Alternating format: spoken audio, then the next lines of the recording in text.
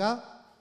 네, 우리 옆에 분들 보면서 힘차게 인사합시다. 당신 때문에 오늘 참 기쁩니다. 살만 납니다. 라고 인사하겠습니다.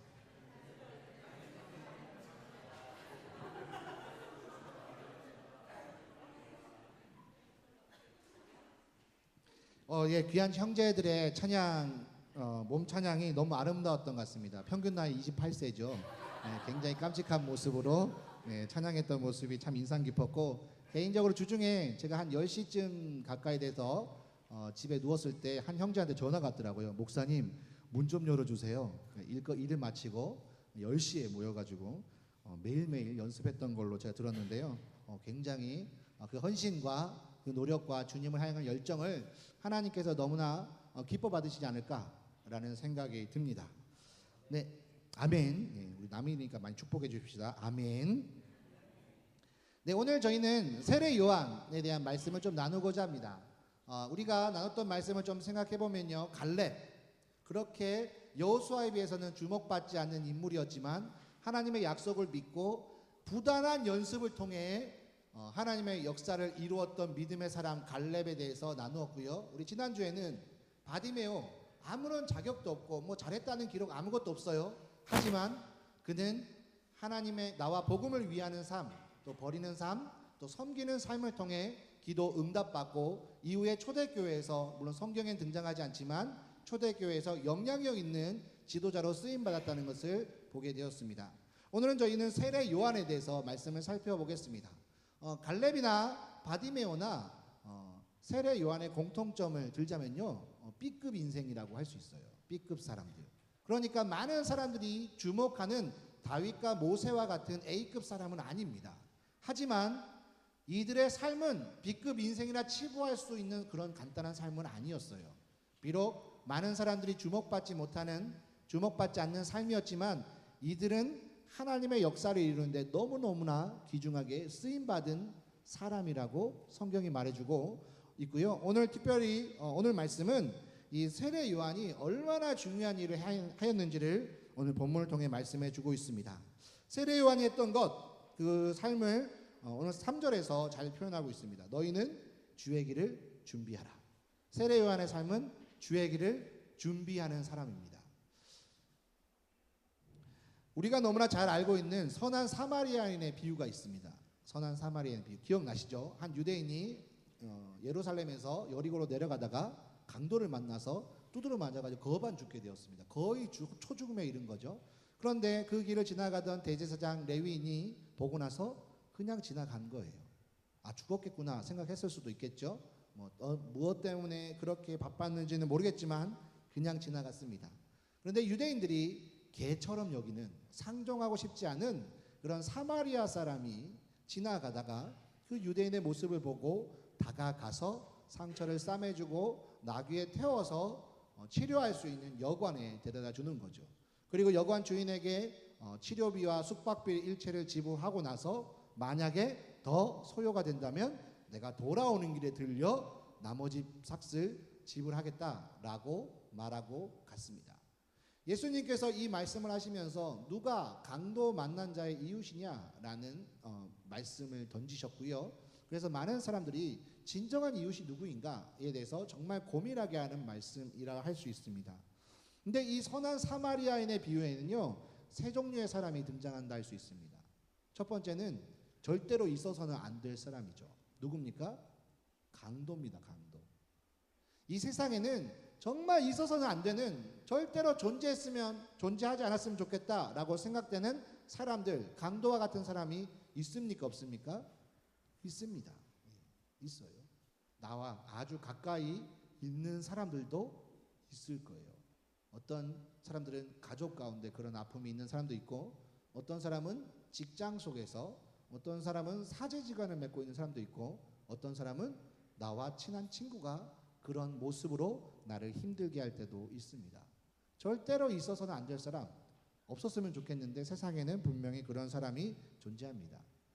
두 번째는 있으나 마나한 사람이에요. 이 사람은 뭐 별로 중요하지 않아요. 있어도 되고 없어도 되고 그냥 그런 사람들이 있습니다. 이 선한 사마리아인의 비유에서도 제사장과 레위인 같은 사람이 있으나 마나한 사람이에요. 왜 있는지 그 존재 가치가 불투명한 사람들이 있습니다. 오늘날 세상의 대부분의 사람들이 바로 여기에 해당한다 생각합니다. 있어도 되고 없어도 되는 아무런 의미 없이 그냥 살아가는 사람들이 바로 제사장과 레위인이었습니다. 그러나 선한 사마리아인의 비유에서 꼭 있어야 될 사람, 반드시 존재해야 될 사람, 누구에게나 필요한 사람이 있었으니 그의 이름은 밝혀지진 않지만 선한 사마리아인이라고 부르고 있습니다. 동일하게 인류의 역사상 꼭 있어야 될 사람이 있었습니다. 그게 누굽니까? 오늘 본문에 나타나는 세례 요한이에요. 세례 요한. 하나님께서 인간을 구원하고자 하는 계획을 언제 처음 가지셨을까요? 물론 하나님 마음속에 가지고 있는 그 생각을 언제 처음 가지셨는지 우리는 알 도리가 없지만 성경의 기록을 미루어 보건대 하나님의 구원 계획이 이때쯤부터 시작되었다라는 시점이 있습니다. 그때가 혹시 언젠지 아십니까? 네? 네, 크게 말씀해 주셔도 돼요. 3번. 네. 창세기 3장. 네. 창세기 3장에 처음 기록되어 있다고 저도 그렇게 믿습니다. 놀랍지 않습니까? 성경이 66권이에요. 1189장으로 기록되어 있고요. 신약이 한 270장 정도니까 구약은 엄청나게 많은 장수가 구약에 있는데 예수님께서 이 땅에 오셨습니다 라고 기록하고 선언하고 있는 마태복음 1장이 아니라 창세기 3장에 하나님이 저 인간들을 구원해야겠다라는 계획을 처음으로 품으셨다 확인되는 그런 구절이 창세기 3장 15절에 나옵니다. 이 기사는 아시겠지만 인간이 아담과 하와가 하나님 앞에 씻을 수 없는 범죄를 통하여서 그의 인생이 죽음에 이를 수밖에 없는 그런 운명에 처하게 된 바로 그 시점에 선포된 말씀이에요. 내가 너로 여자와 원수가 되게 하고 뱀에게 하신 말씀입니다. 너의 후손도 뱀의 후손도 여자의 후손과 원수게 되게 하리니 너의 후손은 여자의 후손의 발 뒤꿈치를 상하게 할 것이요 부분적으로 승리할 것이요 하지만 여자의 후손은 내 정수리를 밟을 것이다. 완벽한 승리를 얻을 것이다. 죄와 죽음의 세력으로부터 완전한 승리가 여자의 후손 즉 기다리고 있는 메시아를 통해 이루어질 것이다 라고 하나님께서 선포하셨어요.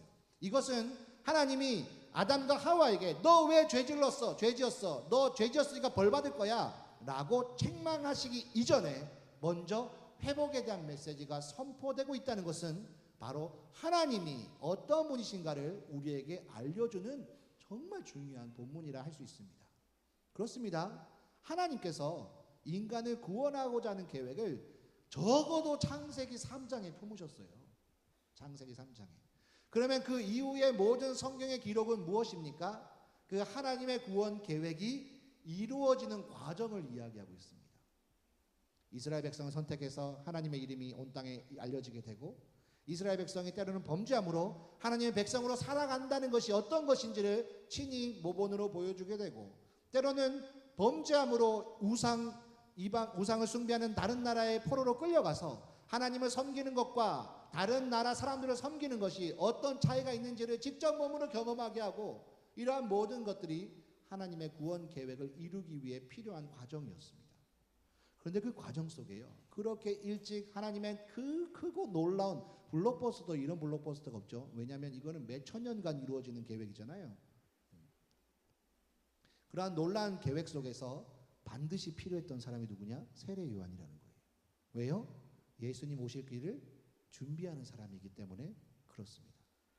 사실 설교의 결론적인 이야기이지만 예수님께서 다시 오십니다. 아멘이에요. 이거는 성경에 말하고 있기 때문에 아주 분명합니다. 물론 요즘에 내가 예수다, 내가 재림했다라고 말하는 수많은 가짜들이 있어서 이런 이야기를 하는 게 조금 어색해할 수 있지만 성경에 분명히 기록된 것은 예수님 다시 오십니다. 예수님 다시 오시면 우리는 주님 앞에 다 서게 될 거예요. 우리의 있는 모습 그대로 주님 앞에서 다 드러나게 될 때가 분명히 옵니다. 여기서 제가 몇 월 며칠 날 오세요 그러면 돌 맞아 죽겠죠. 언젠지 모르지만 오세요. 그러면 동일하게 그 하나님의 구원 계획의 완성이라 부를 수 있는 주님 오실 그때에 그건 그냥 이루어지겠습니까? 아니요. 그것도 준비하는 자가 필요하다는 거예요. 예수님이 처음 이 땅에 오실 때 세례 요한을 통하여 철저히 준비되어서 하나님의 구원의 열매가 확 맺어진 것처럼 주님께서 다시 오실 그때를 위한 준비할 사람들이 필요합니다. 세례 요한 같은 사람들이 필요합니다. 선한 사마리아인처럼 꼭 필요한 사람들이 있다는 거예요. 그럼 그건 누굴까요? 누굴까요? 모르겠습니까? 자, 옆을 쳐다보세요. 옆에 누가 보이죠? 자, 손가락을 지그시 내미세요. 그리고 뭐라고 하냐면 바로 너야. 바로 너야. 바로 저와 여러분이 그 일을 위해 준비해야 할 자로 하나님이 부르셨다는 사실입니다. 그러면 세례 요한은 어떻게 준비했을까? 우리가 적어도 실패하지 않으려면 세례 요한이 잘 준비된 사람이니까 예수님 평가에 뭐라고 하셨죠? 여자가 낳은 사람 중에 세례 요한보다 더 큰 이가 있다 없다? 없다. 혹시 여자의 몸을 빌지 않고 태어나신 분이 계십니까?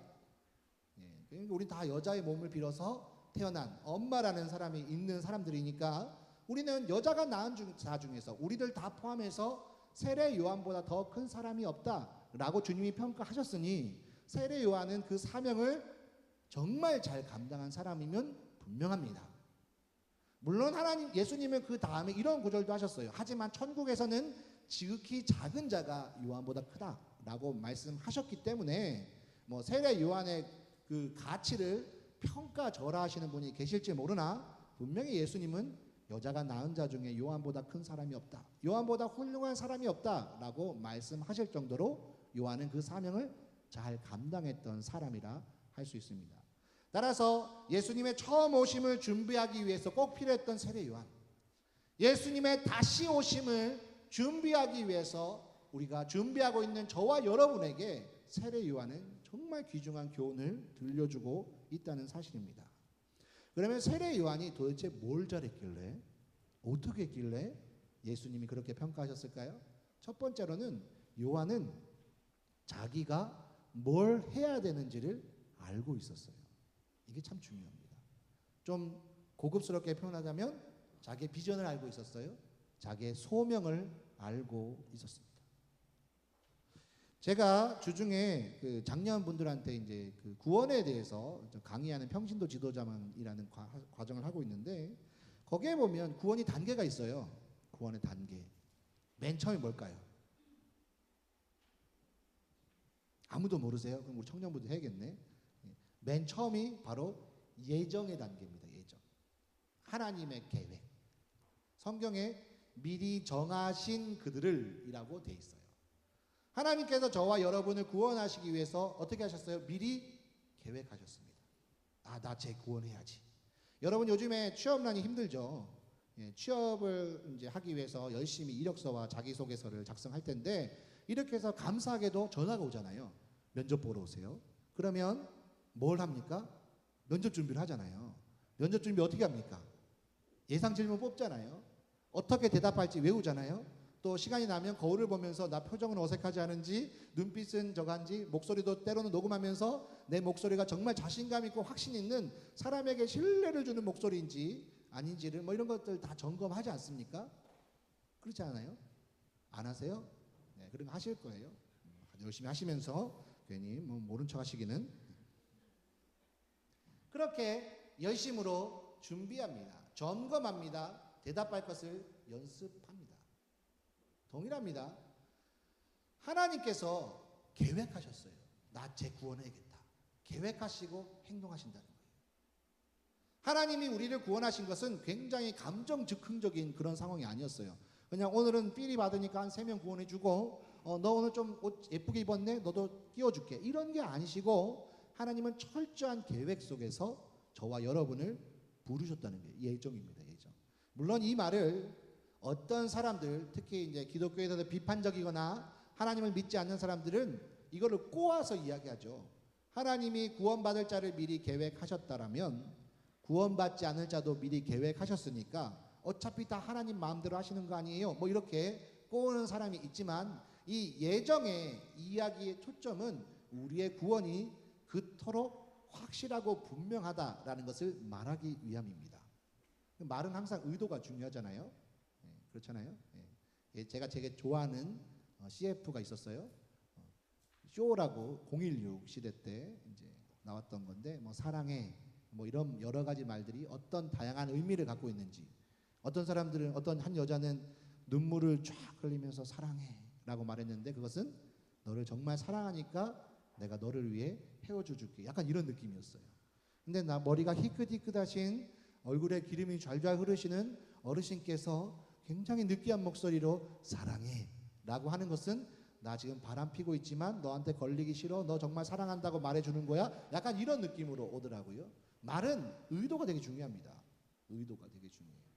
그러니까 예정의 이야기는 우리의 구원이 그냥 즉흥적인 게 아니라 아주 하나님의 계획 속에서 탄탄하고 분명하다라는 것을 말해주기 위해서예요. 이 자리에 있다는 것은 여러분은 도저히 빠져나갈 수 없는 조직의 세계에 몸담으셨다는 얘기예요. 이 몸담게 된 계기도 미리 예정되었다는 겁니다. 그러니까 빠져나갈 생각 하지 마시고 이 조직의 세계의 유익을 마음껏 누리셔서 나중에 주님 앞에 꼭 붙어 계시기를 간절히 축복합니다. 예정입니다. 두 번째가 부르심이에요. 이걸 소명이라고 이야기하죠. 소명. 미리 계획하셔서 우리를 부르셨습니다. 그래서 우리는 칭의, 의롭게 되고 성화, 거룩한 삶을 살아가다가 나중에 주님 오시면 영화, 영광스럽게 변화된다. 이게 구원의 단계거든요. 근데 구원의 단계 두 번째가 뭐다? 소명. 우리를 부르신다는 거예요. 하나님이 저와 여러분을 부르셨기 때문에 저희가 이 자리에 있는 거예요. 이것은 아주 분명한 사실입니다. 자, 우리 옆에 분들 보면서 다시 한번 이야기합시다. 하나님이 너를 부르셨대.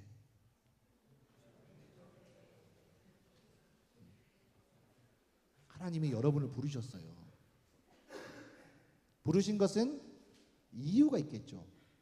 그냥 이름을 그냥 부르진 않잖아요. 물론 저희 집에 제가 둘째 딸하고 많이 장난하는 게 이거예요. 하라야, 왜요? 그냥 불러봤어. 뭐 이렇게 장난을 하긴 하지만 하나님은 저와 여러분의 이름을 그냥 아무런 의미 없이 부르시지도 않고 저와 여러분을 아무런 계획 없이 부르셔서 이 자리에 몸담게 하지 않으신다는 사실이에요. 세례 요한도 그렇습니다. 세례 요한도 하나님이 부르셨습니다. 세례 요한은 날 때부터 조금 신기했어요.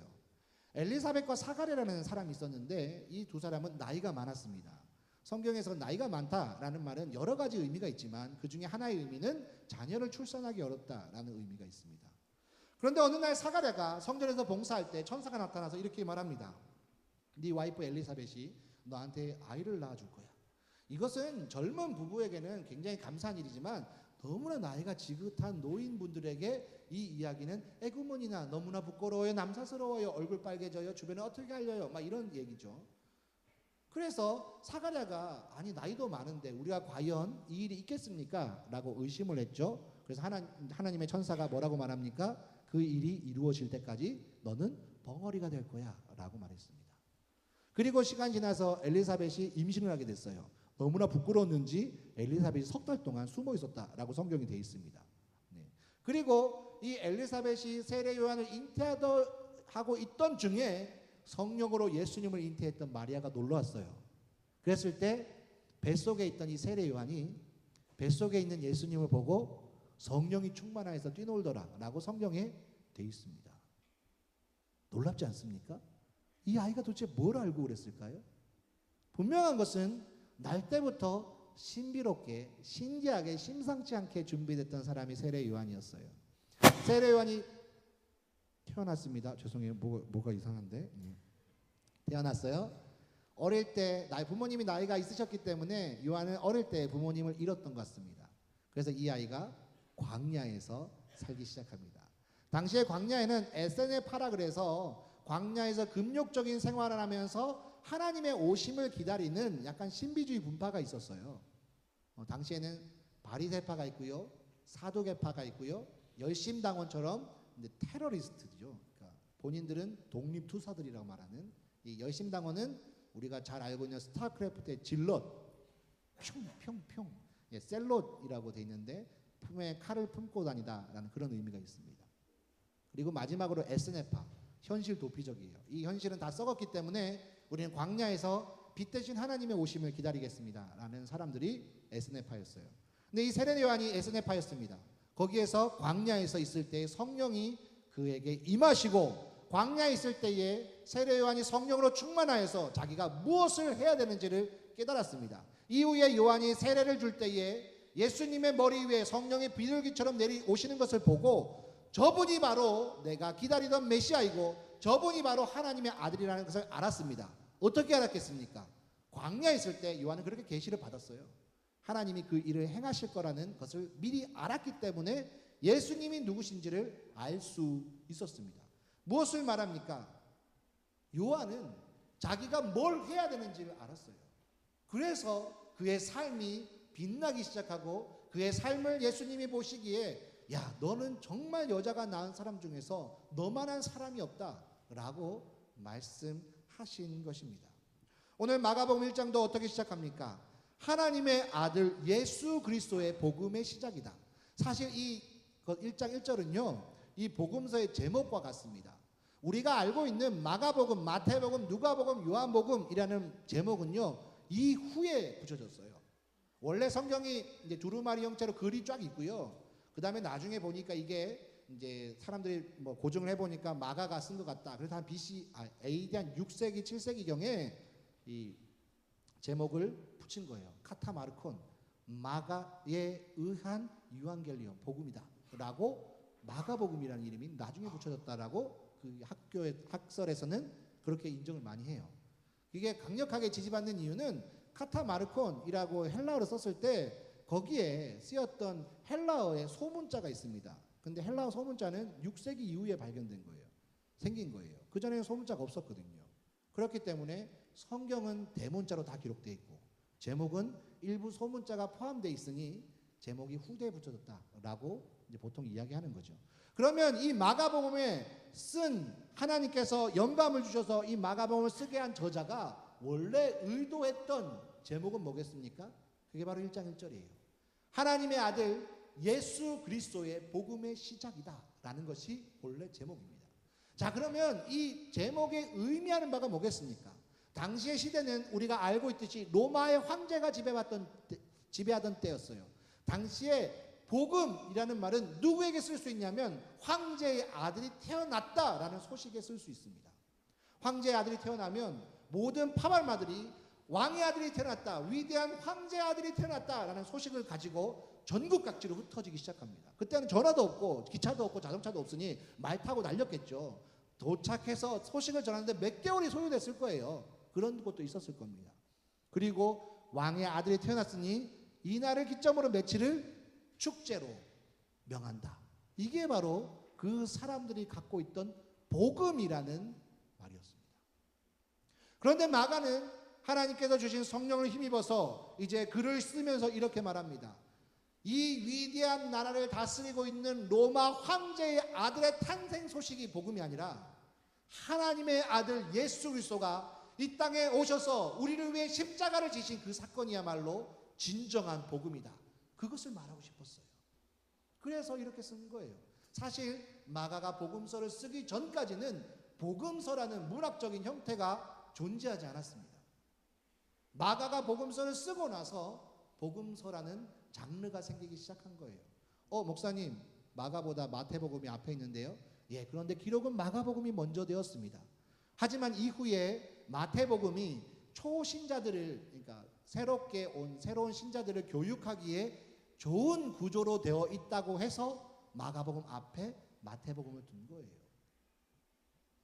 그렇다면 마가가 하나님의 성령을 통해서 말하고자 했던 것, 하나님의 아들 예수 그리스도, 만왕의 왕이신 그분의 아들이 이 땅에 오셔서 우리를 위해 자기 목숨을 다 던지시고 모든 물과 피를 흘리셔서 우리를 구원해 주신 것, 그게 바로 복음인데, 그 이야기를 시작함에 있어서 나는 세례 요한의 이야기를 빼뜨릴 수 없다. 그런 말이잖아요. 복음의 시작 다음에 요한의 이야기가 나오잖아요. 그 놀라운 이야기를 할 때에 빠질 수 없는 사람, 빠뜨릴 수 없는 사람, 세례 요한이라는 거예요. 왜요? 그는 하나님께서 자기에게 무엇을 명하셨는지를 분명히 알고 있기 때문입니다. 우리도 그렇습니다. 사실 저는 여기 계신 청년 이제 성도 여러분에게 굉장한 믿음을 갖고 계세요. 사실 우리 솔직히 깨놓고 말하면 하나님이 우리에게 무엇을 원하시는지 대충은 알잖아요. 모르지는 않잖아요. 정말 모르시는 분은 없으리라 생각합니다. 만약 정말 모르신다면 개인적으로 저를 찾아오세요. 우리는 하나님께서 우리를 왜 구원하셨는지, 왜 부르셨는지 전혀 모르지는 않습니다. 그런데 우리가 이 땅을 살아갈 때에 우리를 부르신 하나님의 그 목적은 어느 순간인가 마음 깊숙이 간직하고 있는 것 같아요. 우리가 일을 할 때에 좀 우선순위에서 한 4번째, 5번째 점점 이렇게 미뤄두는 것 같아요. 지금 나에게 너무나 급하고 시간이 쫓기는 일, 이게 중요하기 때문에 하나님이 나를 부르신 그 부르심의 사건을 자꾸만 머릿속에서 지워내려는 경향이 있는 것 같습니다. 그래서 신기하게 월요일 저녁이 되면 뇌가 포맷이 되는지 이제 월요일을 준비하기 위한 이제 새로운 뇌가 이제 부팅이 되기 시작하고 이제 토요일 저녁쯤 되면 다시 이제 이 뇌가 포맷이 되면서 주일을 위한 뇌가 부팅이 되기 시작하는 그런 굉장히 신기한 일을 경험하게 되는 거죠. 어쩌면 이 땅에 많은 그리스도인들이 능력 있는 삶을 살지 못하는 이유가 바로 우리 스스로가 하나님의 부르심을 제한하고 있고 우리 스스로가 하나님의 부르심을 교회라는 곳에 제한하고 있고 우리 스스로가 하나님의 부르심을 주일, 일요일이라는 시간대에 제한하고 있기 때문이 아닌가 생각합니다. 그래서 월요일부터 토요일까지는 그리 썩 뭔가 만족스럽지 않은 삶을 살아가는 것은 아닐까 그런 생각 말입니다. 세례 요한은 자신의 소명을 분명히 알았습니다. 그것을 위해서 준비되는 사람이었어요.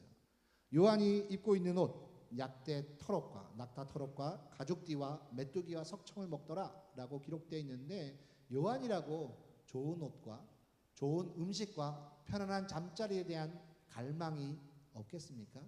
하지만 그는 자기의 사명에 집중하는 사람이었습니다. 그가 바로 주의 오심을 준비하는 자였습니다. 두 번째로 요한은 포기할 줄 아는 삶이었어요. 좀 다르게 말하자면 단순한 삶입니다. 목적이 있다면, 사명이 있다면, 부르심이 있다면 그에 걸맞게 우리의 삶을 가지쳐 나가는 것이 굉장히 중요합니다. 우리가 올해 동계 수련회 때 엘리야의 이야기를 좀 나누었습니다. 엘리야의 이야기를 나누면서 엘리야가 이제 등장하잖아요. 갑자기 뜬금없이 등장한 선지자 아닙니까? 디셉이라는 동네는 성경의 엘리야 시대 전에는 아주 눈을 씻고 뒤져봐도 찾아볼 수 없는 촌구석이고 오늘날 성소 지도를 찾아봐도 디셉은 등장하지 않아요. 그런 촌사람 엘리야가 당시에 사마리아 그 왕궁에 가서 이제 말로 할 수 없는 아주 위험한 예언을 하죠. 내 말이 없으면 비가 안 올 거예요. 휘리릭 뿅 사라졌습니다. 그리고 하나님이 그를 어디로 데려가셨죠? 그릿 시내가라고 성경이 되어 있는데 이 그릿이라는 말은 가재를 치다 잘라내다 라는 의미예요. 그곳에서 그는 굉장히 단순한 삶을 살았습니다. 까마귀가 물어주는 고기 먹고 시냇물 마시고 기도하고 까마귀가 던져주는 고기 먹고 시냇물 마시고 기도하고 엘리야가 이후에 이스라엘 백성이 그렇게 사랑하는 선지자요 위대한 역사를 이룰 수 있는 선지자가 될 수 있었던 것은 그가 그릿 시내가에서 필요 없는 삶을 가지치기를 잘한 거예요. 사명을 위해 무엇이 중요하고 무엇을 먼저 해야 되는지를 알았기 때문에 분별할 수 있었기 때문에 그가 쓰임받을 수 있었다는 것을 우린 기억해야 합니다. 세례 요한도 그렇습니다. 세례 요한의 시기는요 이미 400년 동안 하나님의 말씀에 선포가 없던 때였어요. 위대한 선지자가 등장하지 않았습니다.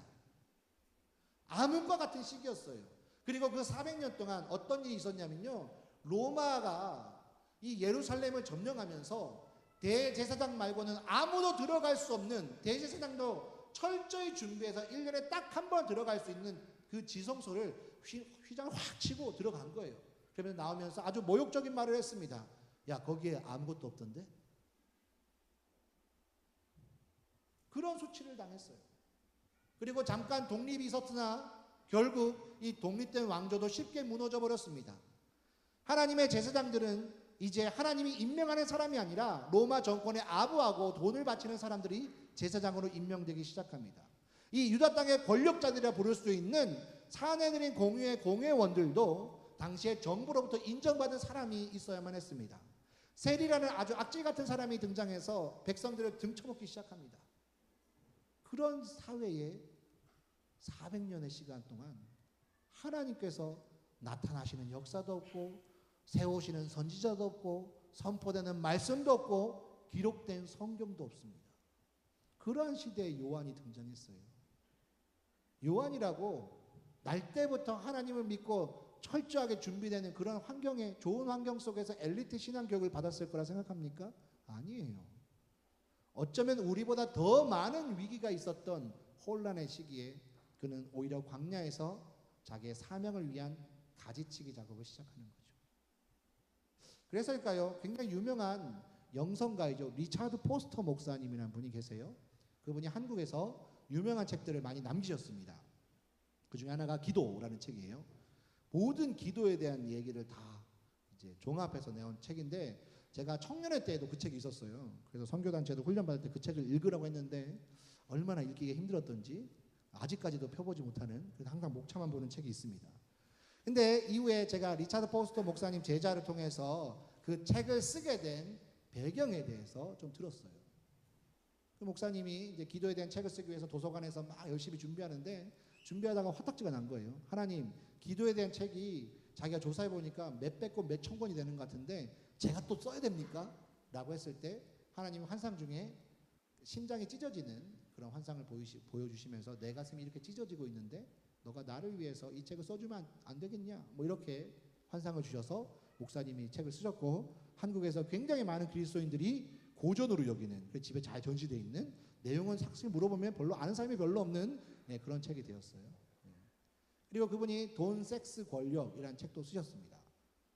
영적으로 무너지기 쉬운 세 가지에 대한 거죠. 근데 그분이 쓰셨던 유명하지 않은 하지만 많은 사람들이 오히려 다른 책보다 많이 읽고 있는 심플 라이프라는 책이 있어요. 단순한 삶, 간단화되어 있는 삶 이렇게 돼 있죠. 무엇을 말합니까? 정말 하나님을 알고 싶으면 우리의 삶이 단순해야 된다는 거예요. 어쩌면 우리는 너무 바빠가지고 하나님을 만날 시간이 없어요. 너무 정신이 없어서 말씀에 집중할 수 없어요. 너무 여유가 없어서 하나님의 은혜를 하나님의 기도 응답을 주시고 은혜를 주셔도 그것을 캐치하지 못하는 걸 수도 있습니다. 우리의 삶을 목적을 위해 단순화시켜야 됩니다. 세례 요한이 바로 그러한 사람이었습니다. 세 번째로 세례 요한은 철저히 자신을 낮추는 삶이었어요. 워낙 말씀이 없던 시대였습니다. 요한이 등장하여서 죄 사함을 얻게 하는 회개의 세례를 전파하니 엄청난 센세이션이 일어났습니다. 그때 당시 이 요한이 세례 준 사람은 어떤 성경학자의 기록에 의하면 30만 명이 넘는다라고 이야기합니다. 저희 영등포가 작년부터 그러니까 나이 드신 어르신부터 아이들까지 다 포함하면 38만 명입니다. 이거는 아마 10월 달인가 9월 달 제가 그때 조사했을 때 데이터 그랬어요. 38만 명이에요. 세례 요한이 준 사람은 30만 명입니다. 딱 등장해서 거의 영등포는 다 세례를 준 거예요. 그 정도로 영향력 있는 사람이 세례 요한이었어요. 근데 이후에 누가 등장합니까? 예수님이 등장하시거든요. 예수님이 등장하셔서 하나님의 말씀을 전하시니까 사람들이 그쪽으로 몰리기 시작합니다. 세례 요한이라고 유혹이 없었겠습니까? 세례 요한이라고 마음에 흔들림이 없었겠습니까? 그러나 세례 요한은 거기에 대해서 이렇게 말합니다. 요한의 제자들이 와서 사실 예수님의 제자였던 안드레도 세례 요한의 제자였습니다. 안드레가 세례 요한의 제자가 되었다가 예수님의 제자로 어떻게 보면 변심한 거죠. 그리고 예수님의 제자 된 자리로 누구요? 자기 형 베드로를 전도했어요. 그래서 예수님의 제자가 형성된 거거든요. 그래서 요한의 제자들이 선생님에게 세례받던 그 사람의 제자들이 즉 예수님의 제자들이 강 건너편에서 세례를 주는데 사람들이 다 글로 갑니다. 이거 너무한 거 아닙니까? 아니 업계에 상도덕이라는 게 있지 이게 뭡니까? 이렇게 불평하기 시작했을 때 요한이 뭐라고 이야기하죠? 그는 흥하여야 하겠고 나는 쇠하여야 하리라. 나는 신랑 옆에 서 있는 들러리다. 신랑이 온전히 하이라이트와 포커스를 받고 기뻐하고 영광 받는 것이고 나는 조용히 사라질 뿐이다. 이렇게 말했다는 겁니다. 그게 바로 세례 요한의 정신이었습니다. 마음이었습니다. 환호받는 자리, 자기가 분위기를 다 저기 하고 나서 환호받는 자리 예수님을 모시고 조용히 사라질 줄 아는 사람, 그 사람이 바로 세례 요한이었습니다. 근데 오늘날 우리는 어떠합니까? 사실 저도 그런 유혹이 엄청나게 많아요. 제가 하나님의 말씀을 전하는 자이지만 하나님보다 나 유청이란 사람이 더 주목받고 싶습니다. 예수님의 제자를 키워야 하는데 제자 훈련을 하면서 예수님의 제자를 세우기보다 저의 말을 잘 듣는 제자를 세우기를 원하는 마음이 있어요. 사역을 함에 있어서 언제 어떤 상황에서도 제 편이 돼줄 수 있는 사람을 만들기 위해 좋은 인맥관계를 형성하겠다라는 유혹이 늘 끊임없이 제 속에도 일어나고 있습니다. 저는 하나님의 영광을 이야기하지만 어쩌면 제 영광을 추구하는 사람일지도 모릅니다. 그러나 세례 요한은 그렇지 않았습니다. 그는 그의 사역이 무엇을 위한 것인지도 분명히 알았고 그것을 위해서 기꺼이 내가 포기될 것이 무엇인지도 알았고 막상 그 자리에서 기꺼이 자기를 낮추고 돌아 나올 수 있는 마음의 사람이었습니다. 저도 제가 20대 초반에서는 제가 가지고 있는 꿈이 있었어요. 내가 그리스도인으로서 성공해야겠다. 많은 사람들이 이후에 성공한 나에게 대해서 당신의 성공의 비결이 무엇입니까? 라고 물었을 때 하나님의 은혜입니다. 라고 말할 수 있는 성공한 사람이어야겠다라는 목표가 있었습니다. 그래서 좀 약간 치열하게 달라왔던 것 같아요. 대학 입시도 이제 단번에 붙어야 되고 모든 시험들은 될 수 있으면 한 번에 합격할 수 있어야 되고 또 재물이나 인맥이나 모든 부분에 있어서 많은 사람들에게 좀 평균 이상의 평가를 받을 수 있는 사람이 되어야겠다라는 그런 목적으로 달려왔던 때가 있었습니다. 그러나 시간을 돌이켜 생각해 볼 때 저는 그때 하나님의 이름을 팔아 제 영광을 추구하는 모습이었다는 것을 철저히 발견하게 되었어요. 하지만 세례 요한은 그렇지 않았습니다. 하나님만을 위해서, 예수님만을 위해서 기꺼이 낮아지고 포기할 수 있는 사람. 이제 예수님의 다시 오심을 준비하기 위해 한국교회가 분연히 일어나야 할 때입니다.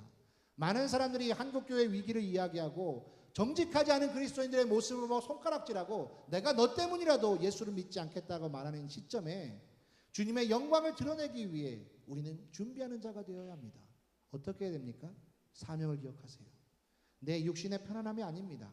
나의 성공이 아닙니다. 사명이에요. 그것을 위해서 나는 기꺼이 무언가를 대가로 지불하고 포기할 수 있어야 합니다. 그리고 막상 주님이 영광 받으실 그때에 조용히 뒤로 물러설 수 있어야 합니다. 목사님 들어보니까 전혀 매력적이지 않은데요. 전혀 그런 삶은 소망감이 생기지 않는데요. 라는 생각이 드시는 분들을 위해 주님께서 약속하신 한 가지 말씀을 덧붙여 드리자면 그러한 자에게는 하늘의 소망이 있습니다. 이 말씀을 기억하시면서 우리의 사명을 기억하고 세례 요한처럼 주님의 다시 오심을 준비하는 우리 하나님 사랑하시는 우리 한영교회 청년들과 성도 여러분 되시기를 주님의 이름으로 축원합니다. 기도하시겠습니다. 사랑과 은혜가 풍성하신 하나님, 하나님께서 오늘 우리에게 주신 말씀을 기억합니다. 아버지 하나님, 세례 요한이 암흑과 같은 시대에 분연히 일어나 하나님의 오심, 예수님께서 오심을 준비하는 사람이 되었던 것처럼 저희도 또한 주님의 다시 오심을 철저히 준비할 수 있는 믿음의 사람이 될 수 있도록 인도하여 주시옵소서. 요한과 같이 사명을 기억하게 하시고 요한과 같이 단순한 삶을 살아가게 하시고 요한과 같이 그리스도를 높이기 위해 철저히 자신을 낮추는 삶이 바로 우리의 삶이 될 수 있도록 인도하여 주시옵소서. 이제 말씀을 듣고 마음에 결단하는 우리에게 새 힘 주셔서 넉넉히 그러한 삶을 살아갈 수 있도록 인도하실 줄 믿고 감사드리며 이 모든 말씀 예수님의 이름으로 기도드립니다. 아멘.